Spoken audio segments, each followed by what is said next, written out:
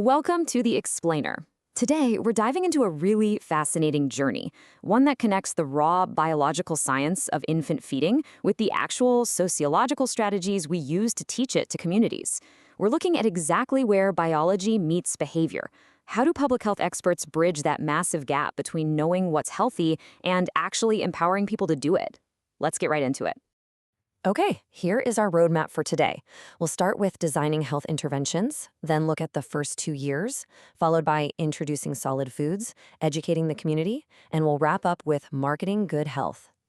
So, part one, designing health interventions. Essentially, the blueprint for healthier communities. You might think poor nutrition is just a simple lack of food, right? But it's actually this huge, complex puzzle. We're dealing with poverty, deeply ingrained cultural beliefs, a lack of knowledge, poor sanitation, and of course, limited healthcare access. So, health-based interventions, which are basically planned sets of activities, are designed to tackle these deep-rooted problems head-on. To genuinely fix nutritional issues in a community, an intervention absolutely has to recognize that inadequate food intake is really just one tiny piece of this massive societal web. Moving on to part two, the first 2 years. This is the crucial window for development. This period is literally the absolute critical window for development. It's a highly sensitive time frame where a kid undergoes rapid physical growth, massive brain development, and the vital maturation of their immune system. Think of infant and young child feeding, or IYCF, as a biological clock for a baby's needs. Within that very first hour, we need early initiation. Then, from 0 to 6 months, it is all about exclusive breastfeeding. And then, at 6 months and beyond, we introduce complementary feeding. What happens here literally sets the stage for a lifetime of health. Right at the start of that timeline, within the very first hour after birth, babies need this amazing biological liquid gold, colostrum. It's the thick, yellowish first milk produced after delivery, and it is highly concentrated with immunoglobulins, immune cells, and bioactive substances. Basically, you can think of colostrum as a newborn's very first natural, built-in immune defense against infections. And what's truly amazing about this is how a mother's milk acts like a bespoke, adapting menu over time. It builds from that highly immune protective colostrum into transitional milk, where the quantity increases and the nutrients actually shift, all the way up to mature milk. This mature milk provides the perfect full balance of carbohydrates, proteins, fats, and vitamins to completely sustain a growing infant. It's incredibly dynamic. Okay, section 3, introducing solid foods. This is all about the transition to complementary feeding.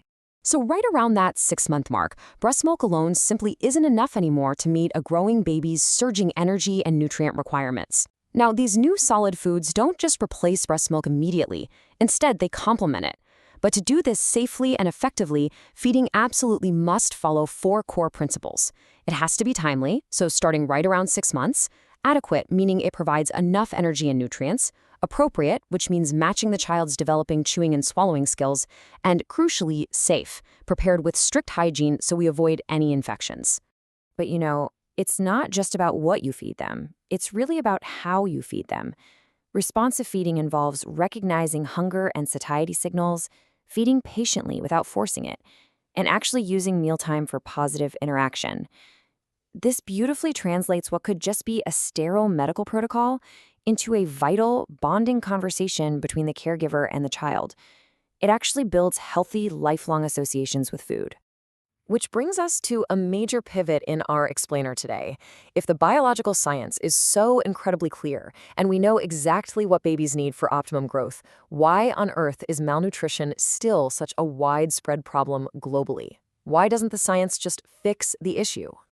That brings us to section 4, educating the community. This is all about bridging the gap between knowledge and behavior. The hard truth of public health is that knowledge alone doesn't automatically change behavior. Bridging the gap between simply having the facts and actually changing daily habits is why targeted community education is absolutely vital. To actually inspire someone to change their habits, educational materials have to pass a strict test. They must be accurate and evidence-based.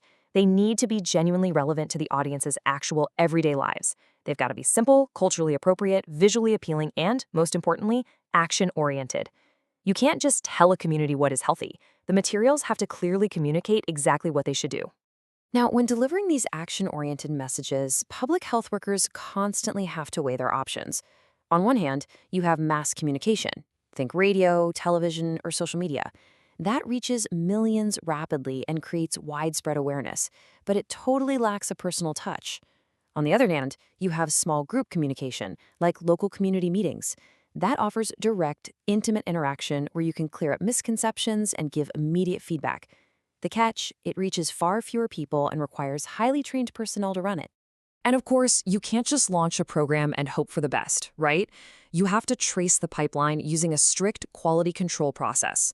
Evaluating an intervention happens in 5 distinct steps. First, input. Did we have the right resources? Second, process. Was it implemented correctly? Third, output. Did the community actually gain knowledge? Fourth, outcome. Did their behavior change? And finally, impact. Did their long-term health status genuinely improve? This systematic check is what ensures these interventions are actually working in the real world. Finally, Section 5, Marketing Good Health, using corporate strategies for public well-being. This is where public health borrows a page directly from the corporate playbook to effectively sell voluntary healthy behaviors to communities. We call this social marketing. It's the application of marketing principles and techniques to influence voluntary behavior for the benefit of both individuals and society. Look, social marketing isn't about selling shoes or soda. It's about deeply understanding an audience's specific barriers and motivations, making those desired healthy behaviors more attractive, more acceptable, and just plain easier to practice. This concept brilliantly translates the classic 4 Ps of marketing into health equivalents. The product is the behavior itself, like exclusive breastfeeding or eating nutritious foods. But the real game-changer insight here is the price. In this context, price isn't just money. Price represents the time, the effort, the inconvenience, or even the intense social pressure it takes to adopt a new habit. Then you have place, which is where they get the support, like hospitals or community centers. And promotion is how we get the word out, through radio or social media campaigns. When you combine all these elements, you get a fully integrated approach. You take mass communication to build broad awareness, add in small group communication for intimate community support, and top it off with savvy social marketing to make the behavior deeply appealing and overcome that price. This exact combination is what creates sustainable, lasting improvements in a community's nutritional health. You truly need all 3 of these working in perfect harmony. To wrap up this explainer, I really want to leave you with a thought based on what we've just unpacked today. How can we use the principles of social marketing to overcome the hidden prices, things like social pressure, inconvenience, and time, of adopting healthy behaviors in our own communities today? What barriers are holding back healthy habits right where you live, and how can we successfully market a better way forward? It's something to think about. Thanks for learning with me today.